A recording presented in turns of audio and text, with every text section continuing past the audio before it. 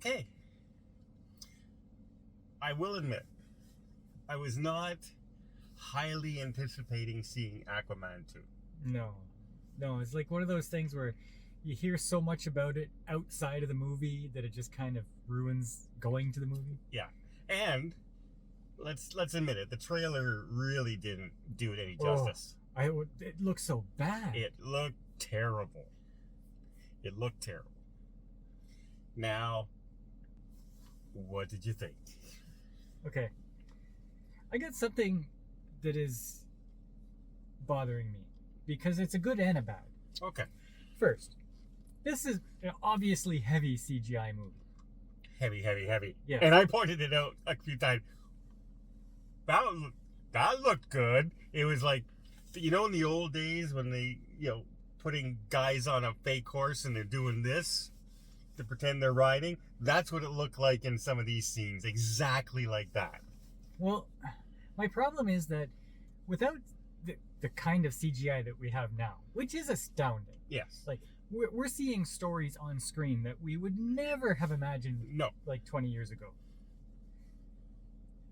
But while they're getting a lot of the scenery right, the way they do people is just terrible. Yeah, well, they haven't perfected that yet. It's like really bad. Yeah. And this movie has a lot of really bad people CGI. Yeah. And it also has what I would call the Marvel syndrome a bit, where it's, hey, we got to have this big epic fight scene at the end. Let's have this mysterious monster army at the end. Mm. You know what I mean? That for some reason they're all free, but the king's not. Well, the king obviously had an extra level of protection on him. I guess, but I mean, it didn't need to have a big CGI army at the end like that. Now, I want to say something about that battle, but it's kind of like a spoiler. Like, do I? Sure. Yeah? Yeah. Okay, spoiler alert. Boop, boop, boop, boop. Turn away. Okay. Like, you get this whole big thing where right at the end you have the very big boss fight, but before the boss can do anything, he kills him.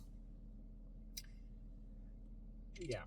And a lot of people were thinking, oh, he's just going to throw... They tried to subvert your expectations by him throwing the Triton and the boss catching it.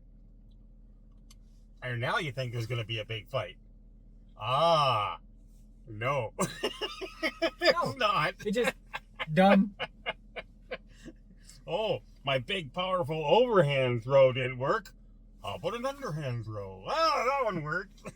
Now, Amber Heard is in this. She was not cut out completely. In fact, she was in it more than I thought she was going to be. Except they were like 3-second inconsequential scenes here and there. Except she saves the day numerous times. Yeah. Out of nowhere, that was her role. Out of nowhere, she'd enter the scene and save the day. She did. She saved it. Just like in the first movie, she saved him a few times. Like, she's nowhere else in the story. But she seemed to be the only one with the water powers, right? Yeah. Yeah. So that's why she could save the day. She's the actual only one with superpowers other than being strong.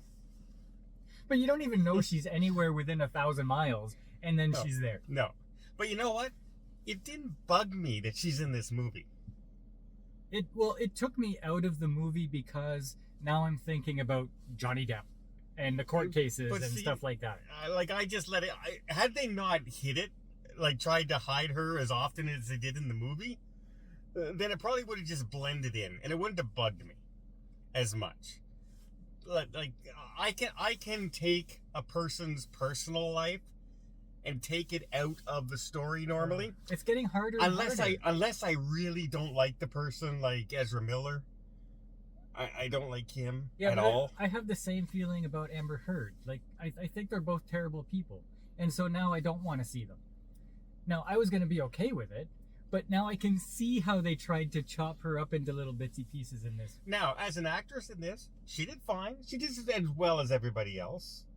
No, she didn't. As well as everybody else in that movie. She didn't do anything. I thought her acting was as fine as anybody else in this story. Okay, anybody who sees this, Amber Heard, doesn't do any acting in here. She sits there and she'll slap Aquaman to wake him up, or she'll say, that's something. And then that's all her dialogue. Well, so is the father. He's a waste of space in this movie too. Yes.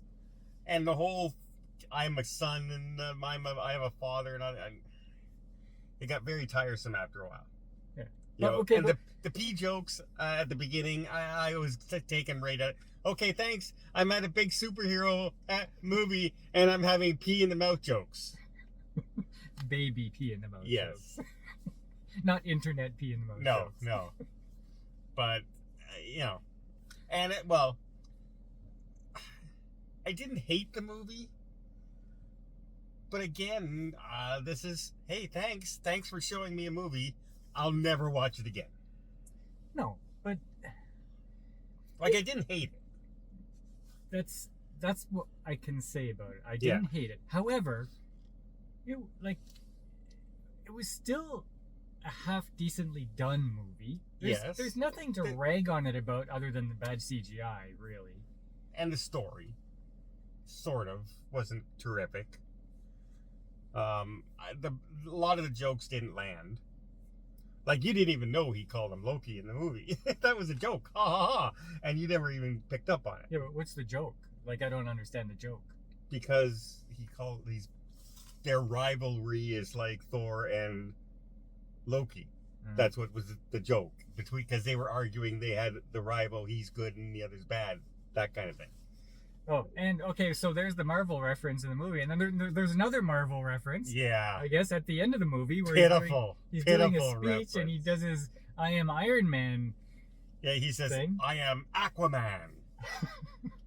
At a press conference, no less. Just like from Iron Man. It was sad to watch. It really was. And I don't care that he does woo afterwards. That didn't help. So yeah. So, I thought this was all right. Is this the worst? No. DC movie? No. I disliked the Flash more than I disliked this. Yeah. Okay. I disliked Blue Beetle more than I disliked this. Okay. So yeah. So it's mild success. And I disliked Shazam 2 more than I disliked this. So yeah. But again, would I recommend going to the theater to see this? We saw it in 3D, which you don't need to see. No, it actually makes it more difficult to watch the bad CGI. Yeah. And also it's very, like, whenever there is fighting, it's all over the place, cut, and it blurs with the 3D. So if you can see it without 3D, preferably at home on your TV. Mm-hmm. Like at the beginning where there were the story about the pirates taking over the ship, they had the pirates were roughing up the civilians, and I'm thinking, okay, is this my bad eyesight, or is the filming really choppy or something like that with the 3D? And it was just really bad, hard to watch. Yeah. And I was cringing at the beginning because they have these big muscular pirate guys all dressed up, and they're dragging these women and small guys, and they're pushing them up against the wall, and then they all start to go, ha ha, and they're cheering. What are they cheering about? And then Aquaman shows up and they all turn around. Not one has a gun. They took over the ship with baseball bats and clubs. Yeah, but this was a story Aquaman was telling his kid. I know. I get that at the point, but I mean, it was the cheery one. It just sounds, oh no, what am I in for? Yeah, okay. It is what it is. It's an Aquaman movie. It's no sillier, really, than Aquaman 1 was. No. I think it's right on par. If you're looking for an old-timey adventure where you go and you fight monsters here, you fight monsters there, and there's a brotherly love. Yeah. It's like The Princess Bride, really, with more action. So. And a lot of bad CGI, as in most superhero films these days. But, what are you going to give it? 6. Yeah, 6.5-ish. Not horrible. Not high to recommend, though. Mm-hmm. But hey, it's Christmas. What else is in theaters? Wonka. Like I said, What else is in theaters?